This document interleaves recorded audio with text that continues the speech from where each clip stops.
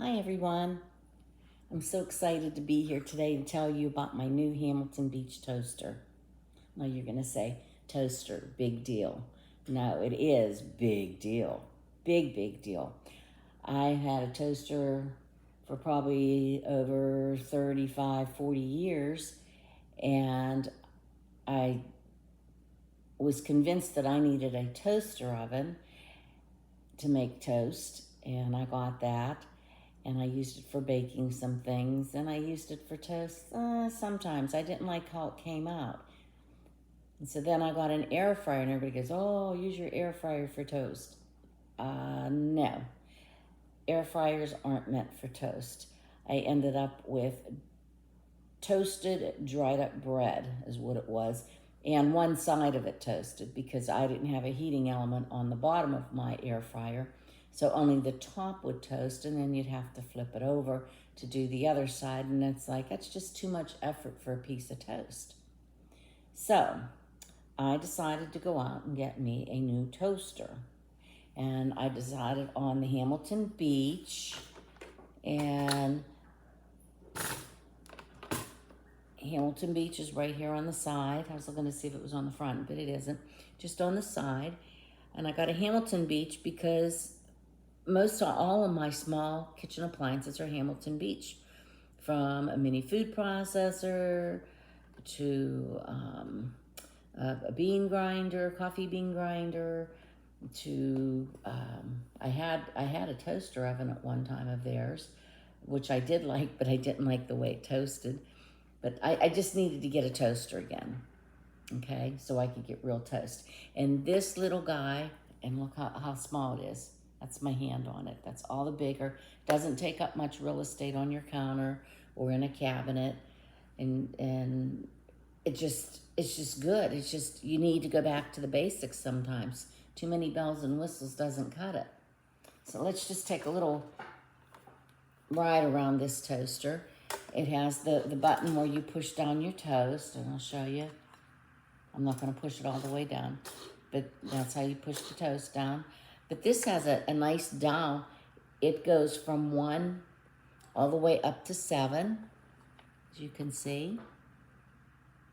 Okay, and I've been toasting it on about a 4, and it makes a nice medium slice of toast that I like. And like I says, the outside's toasted, but the inside isn't dried out, which is great. And the really cool thing on here, most electronic toasters that you get, if you want to stop them midway while you're toasting, you have to unplug it, which that's dangerous. Well, this one has a cute little cancel button, and I'll show it to you while I'm toasting the bread. But you just push it and it pops it up. As far as what can I toast in my new Hamilton Beach toaster, well, here's 2 slices of bread, okay? And as you can see, it has some pretty wide slots. I've done English muffins. I haven't done bagels, but I know a normal sized bagel will fit.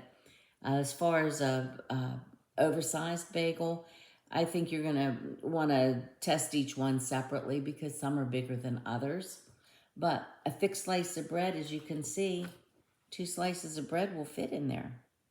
So, and you wanna make sure whenever you have your toaster to make it last a long time, don't put butter on your bread before you toast it. Don't put toaster pastries full of icing before you toast it. You want to, if you do toaster pastry, you do a plain one. Make sure it doesn't have any cracks because you don't want that sugar gawking up your toaster. You know, won't let it work the way it's supposed to.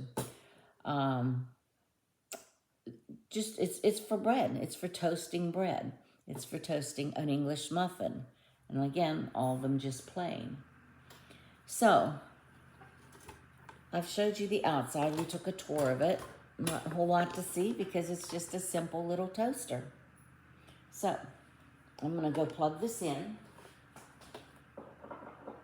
And we're going to make toast. Okay? And it doesn't matter which slot you put it in if you have one slice. Some toasters will say, oh, one slice. They'll have a little arrow up there saying one slice over here. This one doesn't matter. You can put it on either side and it toasts perfectly. Okay, so it's plugged in, it's in. I set this on, I don't know if you can see it. You almost can see it, number 4. Okay? And so we're gonna put that down there, and we're gonna just wait for it to toast. Let me show you, since it's just starting. Oops. I gotta go run across the room. One of the kids is doing something. You know, my toast is gonna burn or it's gonna get cold. Push the button, look at that. It just pops right up. And you put it back down again when you're ready. Okay? So we're gonna have some toast here shortly. And like it says, if you're like me, I don't like my toast dried out like a rock. And that's what happened with the air fryer. Air fryers are good for all kinds of things, from reheating pizza, which is the best place for it, or leftover French fries that you've brought home from when you went out to eat. And they make the most tremendous wings in them. And that's what they should be used for, that kind of stuff. A toaster should be used for toast. That's why they call it a toaster.